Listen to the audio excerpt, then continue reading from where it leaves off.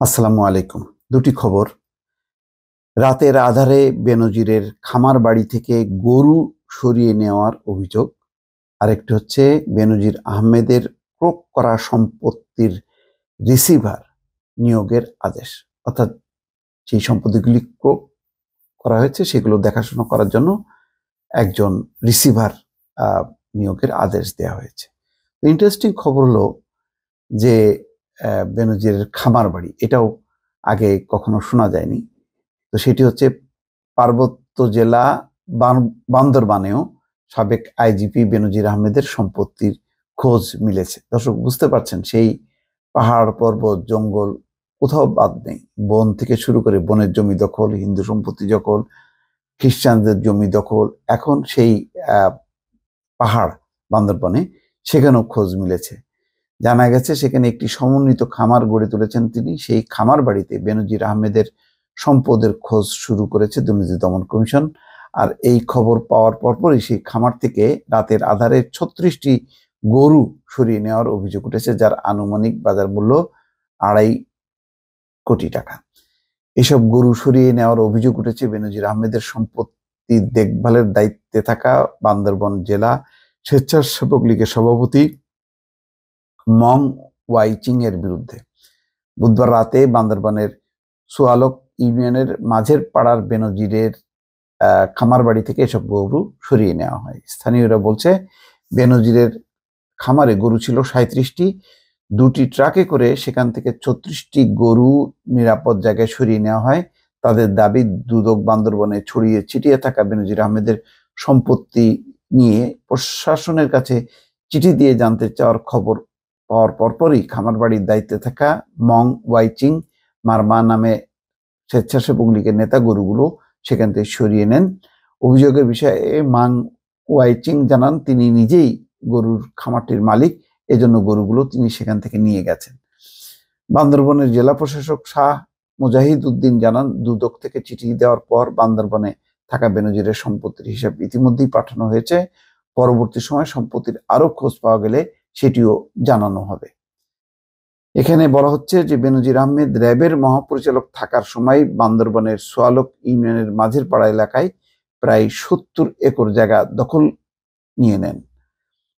সেখানে রাবার, হর্টিকালচারের জায়গা, লিজ ও ক্রয়কৃত জায়গাও রয়েছে। ওই জায়গা দেখিয়ে গত বছর বন বিভাগ থেকে প্রায় 14,000 ঘনফুট গাছের জোত কাঠ পরিবহন পারমিট করেন বেনজির। প্রায় কোটি টাকা হাতিয়ে নেওয়া হয় গাছ বিক্রি করে।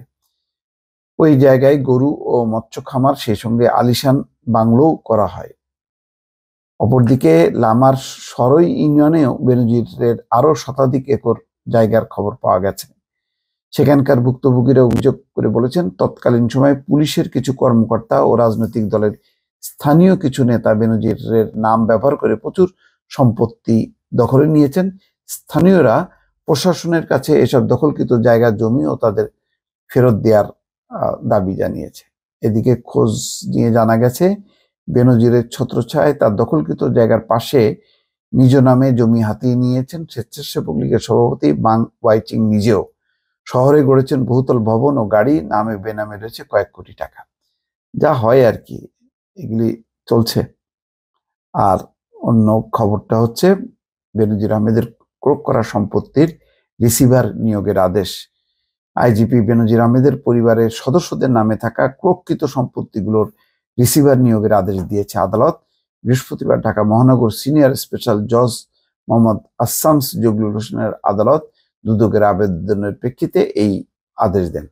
দুদকের আইনজীবী মাহমুদ হোসেন জাহাঙ্গীর এই তথ্য নিশ্চিত করেন। তিনি বলেন, বেনজির আহমেদের ক্রোক করা সম্পত্তিগুলো রক্ষণাবেক্ষণের জন্য রিসিভার নিয়োগের আবেদন মঞ্জুর করেছেন আদালত।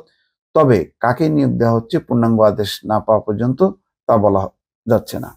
এই রিসিভারের কাজ কি হবে সেই সম্পর্কে আইনজীবী জানাচ্ছেন, যাকে রিসিভার নিয়োগ দেওয়া হবে তিনি মূলত ক্রোক করা সম্পত্তিগুলো রক্ষণাবেক্ষণ করবেন।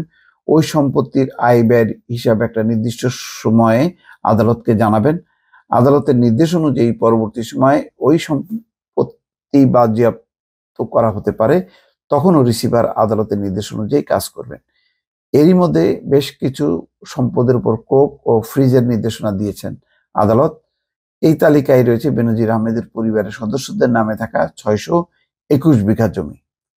মানে এগুলি আর মানে কত একটা মানুষের এই কুকর্ম থাকতে পারে, যেগুলি তার ইয়ত্তা নেই। সেই মানে গোপালগঞ্জ থেকে কোথায় বান্দরবান, কোথায় গাজীপুর, মানে বিস্তৃত এলাকায় এই যে থাবা, এখান থেকে কতগুলো সম্পদ আসলে বের করা যাবে, সরকার তার আয়ত্তে আনবে। ভুক্তভোগী যাদের কাছ থেকে দখল নেওয়া হয়েছে অন্যায়ভাবে তাদের কাছে ফেরত দেওয়া হবে।